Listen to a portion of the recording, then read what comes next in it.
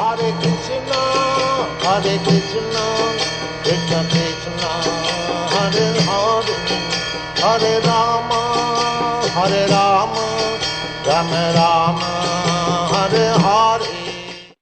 शिला प्रभुपाद की जय, गुरु महाराज की जय, आप सब भक्त वृंद की जय। निताय गौर प्रेमानंदी, हरि हरि बोल। जप सुधारने की कला ये हम पढ़ रहे थे। तो हम जो ये जप बुक में है, गुरुजन महाराज ने जो वर्णन किए हैं, तो उसमें 7वां कुंजी हमने पूरी की, जो विनम्रता तथा दीनता है। प्रथम कुंजी है, हमको जप करनी है। जब भी हमारे पास समय है, हरे कृष्ण महामंत्र का जप करिए, प्रथम कुंजी है।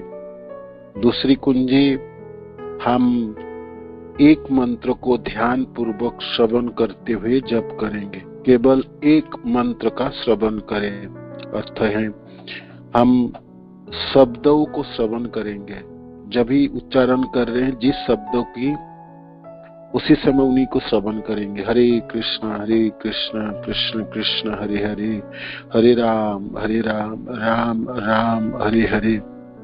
इस प्रकार जप करने के लिए और श्रवण करने के लिए हम दृढ़ संकल्प करें कि हम प्रतिदिन जप करेंगे और प्रतिदिन श्रवण करके ही जप करेंगे।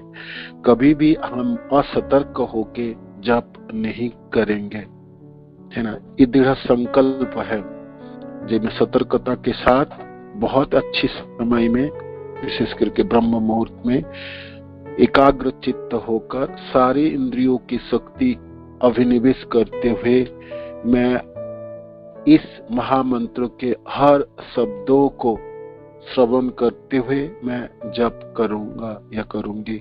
तो यह दृढ़ संकल्प, ये दृढ़ संकल्प है, ये दृढ़ संकल्पता है। चौथा कुंजी, मन भटकेगा। जप करते समय आप देखेंगे एक मंत्र के बीच में भटका, दोनों मंत्र के बीच में भटक के चले गई। तो जहां भी मन भटकता है, जहां कहीं भी मन भटकता है, मन भटकता ही है ना। तो मन चंचलता है ना, मनों में चंचलता है, तो भटक जाएंगे। तो इसके लिए परेशान होनी नहीं, आपको दृढ़ता पूर्वक, जो मैंने दृढ़ संकल्प किया, जो मैं श्रवण करूंगी, है ना, श्रवण ही करना है, मेरे को सुनना है मंत्र को। मंत्र जब भी मैं करूंगा, मैं 16 माला भी जप करूं तब भी सुन के करूं, और बाकी दिनों के समय जब भी मेरा हाथों में माला होगी तो मैं श्रवण करके ही जप करूंगा, है ना। तो ये है, जहां भी मन, जहां कहां भी मन भटकता है तो उनको खींच के लाना है और श्रवण करना है, सुनना है। 5वां कुंजी, अनासक्ति है। भौतिक संसार के प्रति अनासक्ति है, भोग के प्रति अनासक्ति है। तो जप भगवान कृष्ण की सर्वोच्च वरदान है और एक उपहार है, कृष्ण की सर्वोत्तम और श्रेष्ठ उपहार है, जो श्रील प्रभुपाद गुरुदेव के द्वारा प्राप्त हुआ। तो उस उपहार जो जीवन में आप नए ग्रहण करें, जो नाम जप के अलावा मेरे जीवन में और कोई महत् कार्य नहीं हो सकता है ना। कृष्ण द्वारा प्रदत्त सबसे सुंदर उपहार है, तो उनकी मैं आस्वादन करूं और व्यवहार करूं। ये अनासक्ति है, ये अनासक्ति है। एक मंत्र सुनना भी अद्भुत है। जब हम श्रवण करके जप करेंगे, नामों के मिठास हमको पता चलेंगे, तो अद्भुत होगी मेरी जीवन में, और एक उमंग लाती है, एक आनंद की स्फूर्ति होती है ना। तो आनंद अभ्यासात, है ना। नामों में नाम मिठास है ना, मधुरताओं को हम अनुभव करने लगेंगे। और हालांकि मन प्रचंड शक्तिशाली है और असह्य वेग है, तो मनो जब सताने लगे और मन आपको सुनने नहीं दे तो मनो को उपेक्षा करे, एक छठवां कुंजी है। मनो को उपेक्षा करते समय भक्ति सिद्धांत सरस्वती ठाकुर के झाड़ू और जूते की प्रयोग करे, माने उसको उठ के 100 झाड़ू तो मारे इसके और 100 जूते मारे, माने मनो को हुक में रखे, मनो को उपेक्षा किया जाए। मन भटक के ले जाता है, मन सुनने नहीं देता है, तो मनो को उपेक्षा करे। और उनमें से झाड़ू और जूते वाला प्रयोग कर सकते हैं मनो को। और मन बहुत बगावत हो जाए तो फिर मनो शिक्षा रघुनाथ दास गोस्वामी, मनो की चापलूस, मनो को कैसे भी करके मनाई, जो मेरे को आप जपने दो, इस समय में जपने के लिए बैठा हूँ, जप के अलावा मैं और कुछ नहीं करूंगा। और 7वां कुंजी है विनम्रता तथा दीनता। दीनता और विनम्रता एक साधक की प्रयोजन है। विनम्रता और दीनता के बिना साधना, विशेष करके गौड़ीय संप्रदाय की हमारी जो साधनाएं हैं वो पूरी होने वाली नहीं है। तो ये मेरी प्रयोजन है, दीनता और विनम्रता, ये तो करनी है। इसको छोड़ के तो आगे प्रगति होने ही वाली नहीं है। तो इसके ऊपर हमने आलोचना की है, पढ़े। और ये 7वां कुंजी है। भगवान कृष्ण हमको रक्षा करने में समर्थ है। हम उनके दास हैं, बिना मूल के दास हैं, बिक जाए तो भय हमको किस चीजों की है। कृष्ण जब हमारे साथ हैं, कृष्ण के आश्रय में हैं, तो डर किस चीजों की है। भय इस जीवन में भी क्या है और भय उस पार भी क्या है ना। वो संभालने वाले हैं ना, धारण करने वाले हैं, वो सामर्थ्यवान है और शक्तिशाली हैं। कभी किसी को उन्होंने कभी धोखा नहीं दिए। ऐसा कभी नहीं समय होंगे जो हमारे कृष्ण सारथी बन जाएंगे और कहेंगे मैं तो आपकी भार उठा नहीं पाऊंगा, है ना। कृष्ण पूर्ण है, अच्युत है, वो कभी गिरेंगे नहीं अपने पदों से, अपने वादा से, और हमेशा रक्षा करने वाले हैं। रक्षयति विश्वास गुप्त वर्णम तथा। अब 8वां कुंजी है नामाश्रय, नामों की आश्रय। नामाश्रय का शाब्दिक अर्थ है हरे नाम के चरणों में आश्रय लेना। नामाश्रय, हम सेवक हैं जिन्हें अपने स्वामी के आश्रय की आवश्यकता है, विशेषकर नाम प्रभु के आश्रय की। हम सेवक हैं, ये हमारी परिचय है। तो हमको स्वामी की जरूरत है, उनके आश्रय की जरूरत है ना। स्वामी के बिना हम सेवक क्या करें। सेवक की सेवकत्ता, सेवक की परिचय तो वो किसी सेवक प्रभु के अधीन रहे। तो हम सेवक हैं जिन्हें अपने स्वामी के आश्रय की आवश्यकता है, विशेषकर नाम प्रभु के आश्रय की है। नाम नाम नाम अभिन्नात्म नाम नामिने, ये नाम ही कृष्ण है ना। कली काले नाम रूपे कृष्ण अवतार, नाम होते है सर्व जगत निस्तार। तो ये नाम ही है, ये जो नाम है यही नाम ही है, यही प्रभु है और ये कृष्ण है। तो नाम प्रभु के आश्रय अर्थ है नामी की, कृष्ण के आश्रय है। तो ये नामाश्रय है। हमें यदि सेवा करने की वास्तव में इच्छा है तो हमें विनम्र होना पड़ेगा और उसके उपरांत शरण लेने का यत्न करना होगा। माने कि हम सेवक बनना चाहता है तो सेवक की धर्म है वो विनम्र हो। मानो कि सेवा करते समय आप विनम्रता नहीं है, आप अपने स्वामी के प्रति अनुरक्त नहीं है, आप अधीन नहीं है, तो फिर सेवक कैसे हो सकता। आप सेवक नहीं बन सकते ना, आप प्रभु बन सकते, आप और कुछ बन सकते। सेवक बनने के लिए तो आपको विनम्र तो होनी पड़ेंगे, आपको अधीन होने पड़ेंगे, आपके प्रभु की आज्ञा के मुताबिक आपको काम करने पड़ेंगे, उनके आश्रय में रहनी पड़ेंगे, है ना। तो ये है सेवक। और सेवा करने की हम इच्छा करें, ये तो करनी ही पड़ेगी। हम कहेंगे मैं सेवा करूं और मैं आदेश ना सुनूं, मैं सेवा करूं और मैं विनम्र ना हूं, मैं सेवक बनूं और मैं अधीन रहना नहीं चाहूं, तो वो सेवक नहीं होंगे, वो तो अपना मनमानी होगी और कुछ होगा, वो सेवा धर्म नहीं कहला जाएगा। और इसके बाद हम शरण लेने का यत्न करना है, माने जिस स्वामी की हमने सेवा कर रहे हैं, जिनके संतुष्टि विधान के लिए हमने सेवा करना चाहते हैं, तो वो शरण तो लेनी पड़ेंगे, जानना तो पड़ेंगे वो चाहते क्या है, उनकी क्या, किससे हम संतुष्ट कर पाएंगे, इस प्रकार हम सेवा कर पाएंगे, है ना। और ये शरण की बात आई। दृढ़ता पूर्वक और पूर्णतः श्री कृष्ण का आश्रय लेने को निष्ठा कहा जाता है। श्री कृष्ण के आश्रय लेने को निष्ठा कहा जाता है। यदि हम भक्ति के उच्चतर स्तर को प्राप्त करना चाहते हैं तो इस निष्ठा के अतिरिक्त तो कोई अन्य उपाय नहीं है ना। पूर्ण तो कृष्ण की शरणागत है, इसको निष्ठा कहलाता है इसको। और निष्ठा के बिना और कोई उपाय है ही नहीं, है ना, उपाय है ही नहीं। सौभाग्यवश यह जगत हमारे विनम्र होकर शरण लेने के प्रयास में हमारा सहयोग करता है।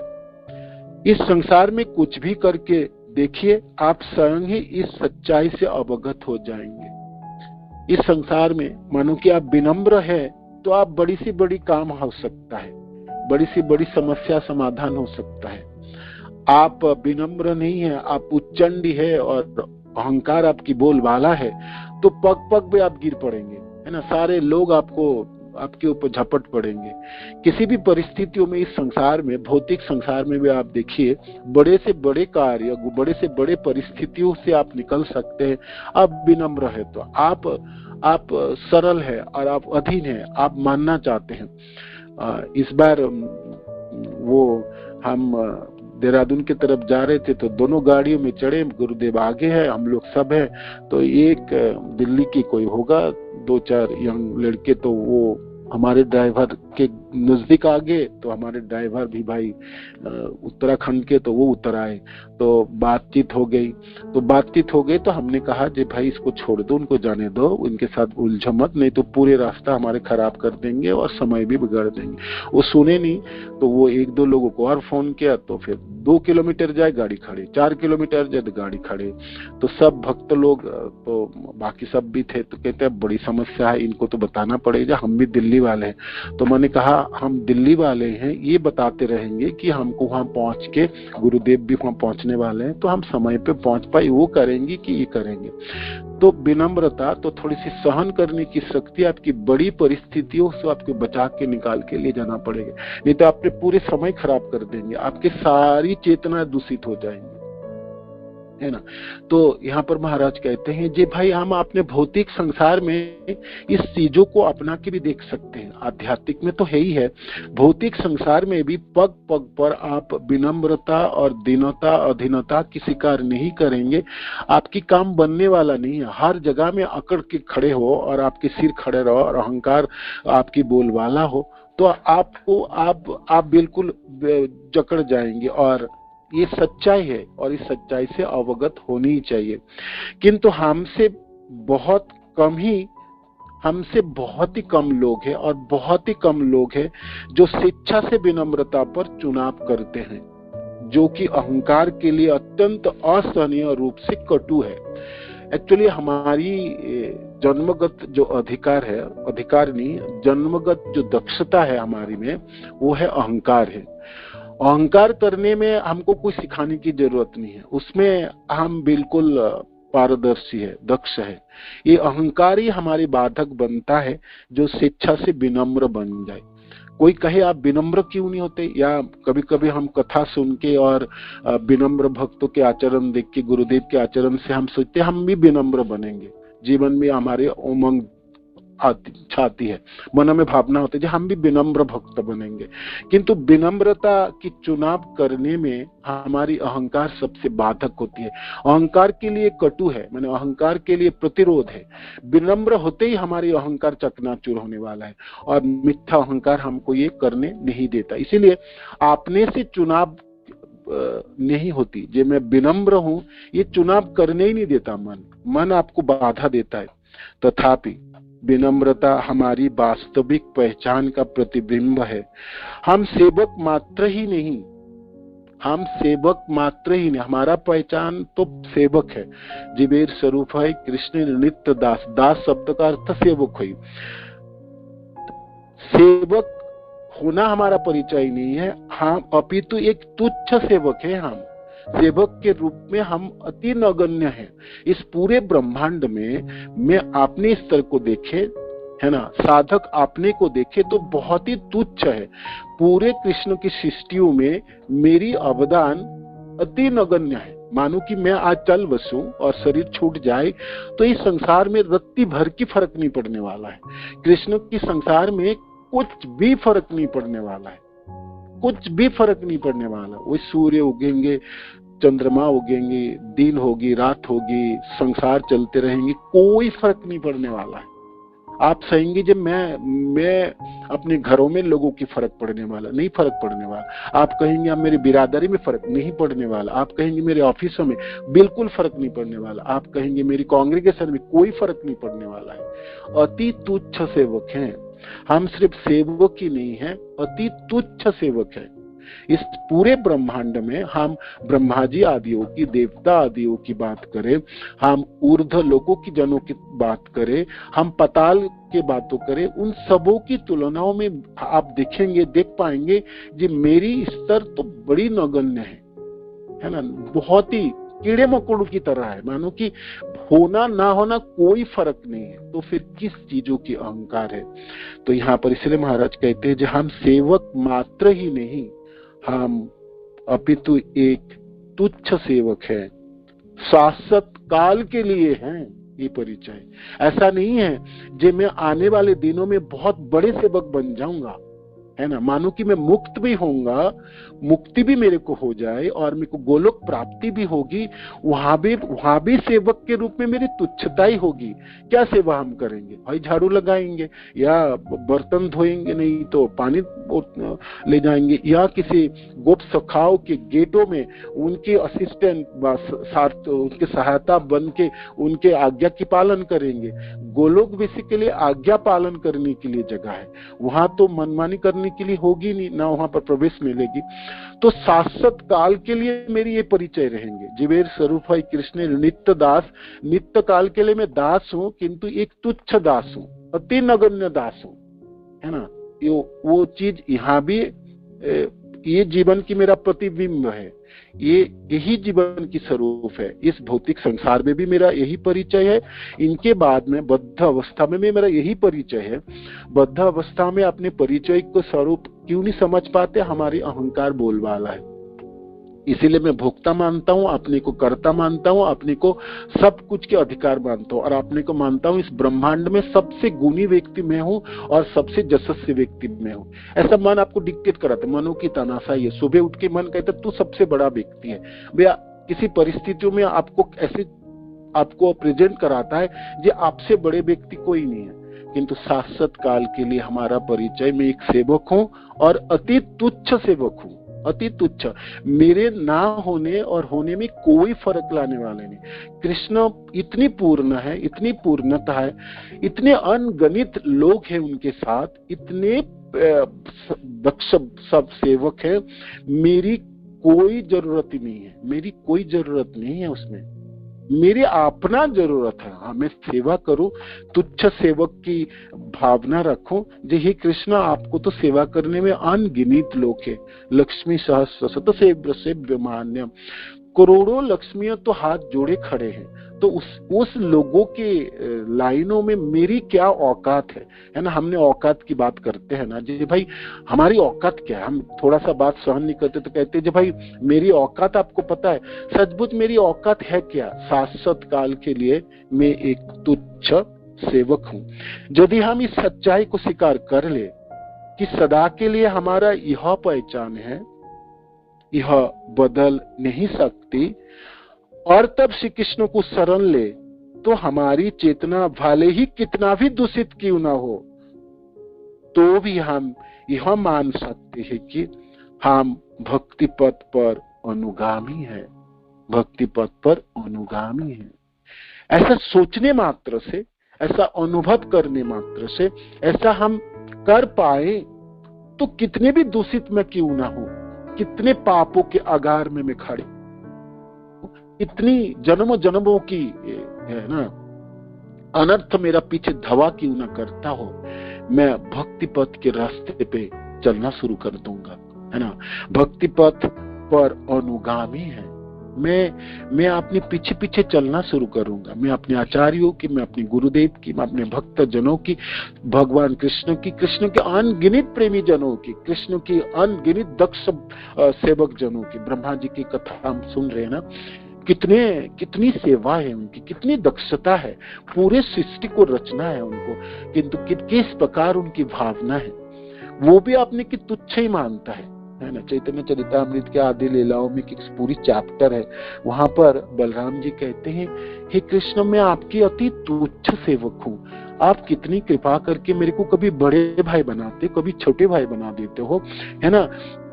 सेवक के रूप में आपने स्वीकार की, ये अहो भाग्य है। और सबसे बड़ी बात है, मेरे को आपने गाती संबंधी बनाए, भाई बनाए आपने, मेरे लिए अहो भाग्य है, अहो भाग्य।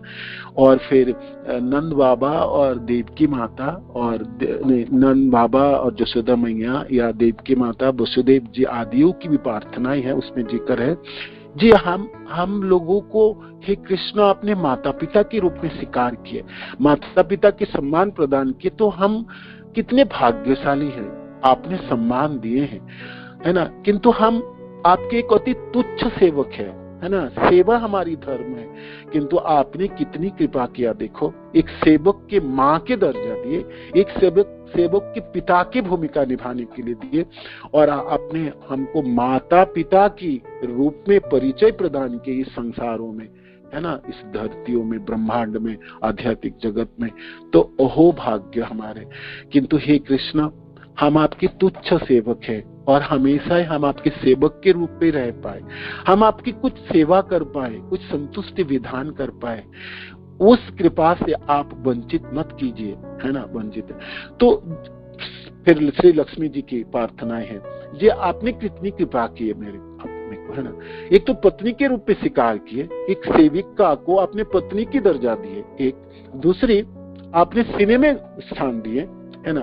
इसलिए लक्ष्मी जी प्रार्थना करती है, हे प्रभु कभी मैं आपको सेविका के रूप में ये परिचय मेरा हमेशा बनी रहे, मैं कभी भी ऐसा ना प्रदर्शन करूं जे मैं आपकी पत्नी हूं और आपके समदर्शी हूं, समान मैं आपके साथ खड़ी हूं तो आपके बराबर की हो, ऐसा भावना कभी ना हो।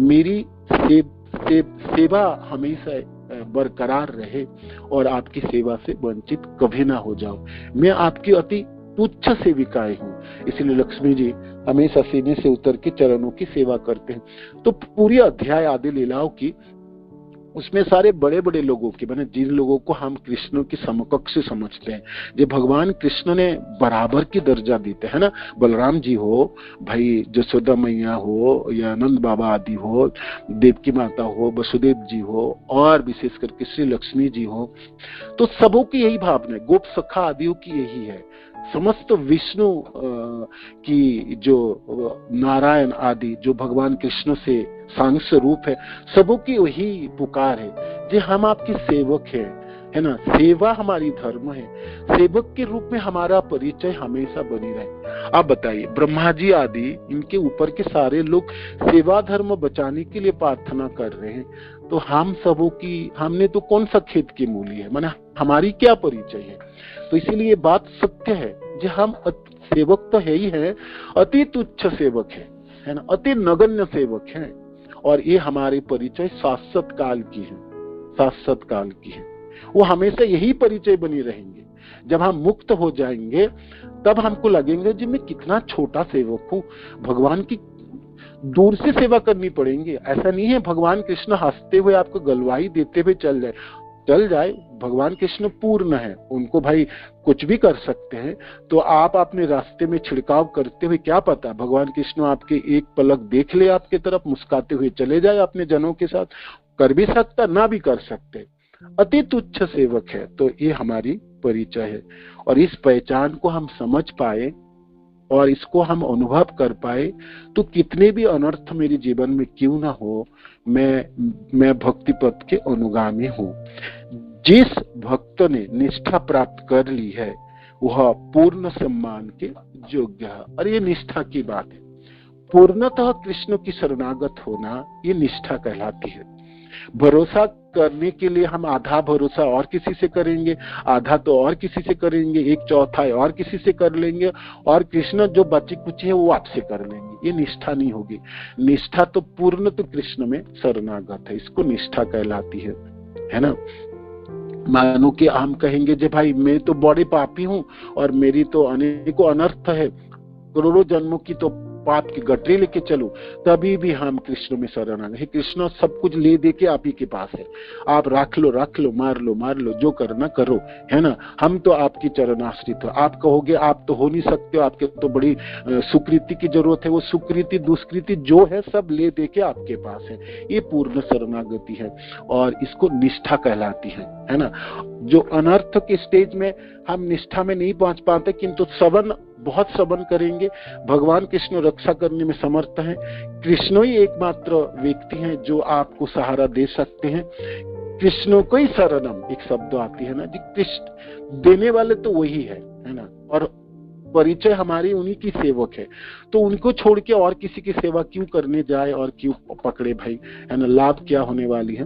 तो यह अनर्थ के साथ भी निष्ठा के स्तर में पहुंचा जा सकता है, पूर्ण तो कृष्ण की शरणागति हो। हरिनाम चिंतामणि में श्रील भक्ति विनोद ठाकुर भक्ति के एक ऐसे गुणों को विवरण देते हैं जो अन्य 25 गुणों की तुलना में सर्वाधिक महत्वपूर्ण है।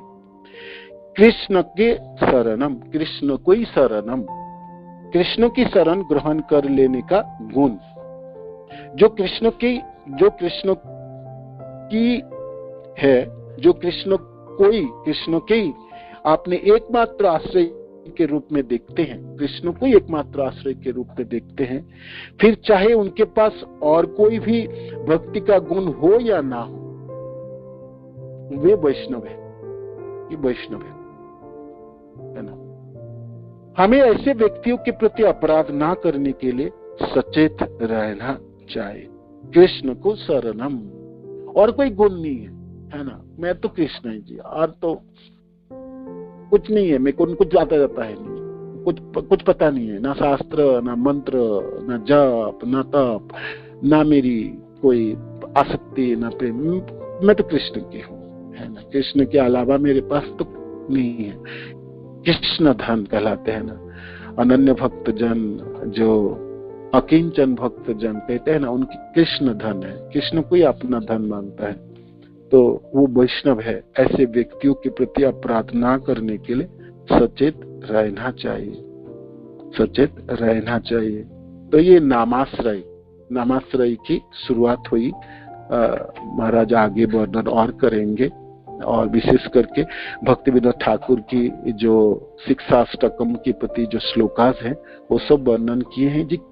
हम दीनता और विनम्रता, मेरे को सेवा धर्म सिखाएंगे, मेरे को सेवक के रूप में मेरा परिचय प्रदान करेंगे, और परिचय प्रदान करते समय ये भी मेरे को सिखाएंगे कि मैं एक तुच्छ सेवक हूँ, बहुत बड़ा सेवक नहीं हूँ, है ना। ये है तो तुच्छता प्रदान करेंगे। इस प्रकार की भावना होगी हृदय में, तब मैं नाम के आश्रय ग्रहण करूंगा। नामाश्रय है, हे कृष्ण आप परिपूर्ण है ना, चिदानंदमय है, आप शक्तिशाली हैं, आप रक्षक हो, है ना। आप रक्षा करने में सामर्थ्य हो, भरोसा आपको उत्पन्न हो जाएंगे।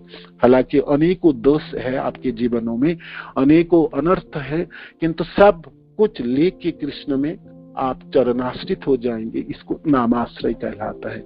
नामों के प्रति आश्रय, नामी में भेद नहीं है, नामों में आश्रय है तो कृष्ण में आश्रय हुई ना, तो इसलिए नामाश्रय शब्द हुई। इसको आगे से भक्ति विनोद ठाकुर की प्रार्थनाएं जो है इसके ऊपर वो हम महाराज वर्णन किए हैं, वो कल हम पढ़ेंगे। हरे कृष्ण। श्रील प्रभुपाद की जय, गुरु महाराज की जय, आप सब भक्तवृंद की जय। निताय गौर प्रेमानंदी। हरि बोल। हरे कृष्ण। धन्यवाद।